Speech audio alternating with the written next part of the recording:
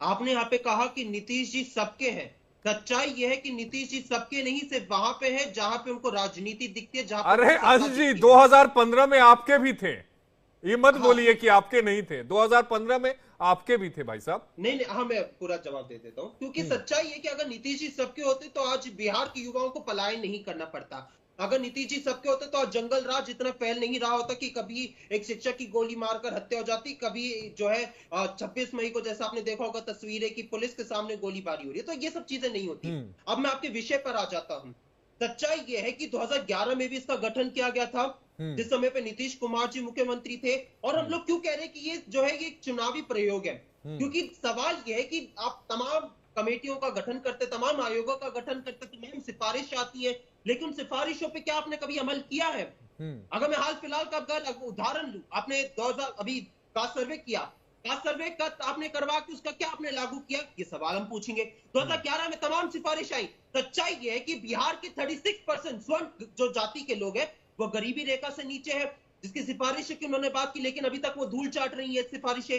सच्चाई ये है कि 55% जो स्वर्ण जाति के हैं उनके पास 1 एकड़ की भी जमीन नहीं है। इस पर आपने क्या कदम उठाया? इस पर आप नहीं जवाब दे पाएंगे। अच्छा ये अब इसका बताइए ना जवाब अंश जी कि कांग्रेस ने स्वर्ण जाति का मुद्दा कब उठाया? मुझे ध्यान में नहीं है, मेरी थोड़ी सी हो सकता है मेमोरी कमजोर हो, आप बताइए, मुझे ध्यान में नहीं। आपको याद है कब उठाया था? देखिए 2010 में ये मुद्दा उठा था, जिस समय पे लालू 15 यादव साल जी ने पहले। हाँ 2010 में लालू यादव जी ने इसको उठाया था। 2011 में नीतीश कुमार जी मुख्यमंत्री बने थे। कांग्रेस ने कभी नहीं उठाया। नहीं तो अरे आप लालू आरजेडी के प्रवक्ता नहीं है भाई साहब, कांग्रेस अरे के नहीं, मुझे आप प्रवक्ता एक हैं। चीज नहीं, आप मुझे एक चीज कांग्रेस के बताइए, हिसाब लालू से यादव बोलिए जी ना। क्या हमारे गठबंधन के सहयोगी नहीं थे? क्या हमारे गठबंधन के सहयोगी नहीं थे लालू यादव जी? हम गठबंधन में चुनाव लड़ते हैं तो हम गठबंधन में बात करेंगे ना। अगर आज हम कांग्रेस पार्टी एक मुद्दा लेकर जा रही है, आज जो चुनाव होगा तो उसमें क्या कांग्रेस पार्टी अलग हो जाएगी? अरे गठबंधन में हम चुनाव लड़े तो गठबंधन में बात होगी। अगर आज जो सवाल नीतीश कुमार जी से पूछे जाएंगे, उनकी सरकार से सवाल पूछे जाएंगे, क्या बीजेपी को नजरअंदाज कर देंगे? क्या अरे बीजेपी इसमें नहीं थी? अरे आप उसके सरकार के सहयोगी हैं, आप उनके गठबंधन के सहयोगी, तो उन सबको नजरअंदाज तो नहीं कर सकते।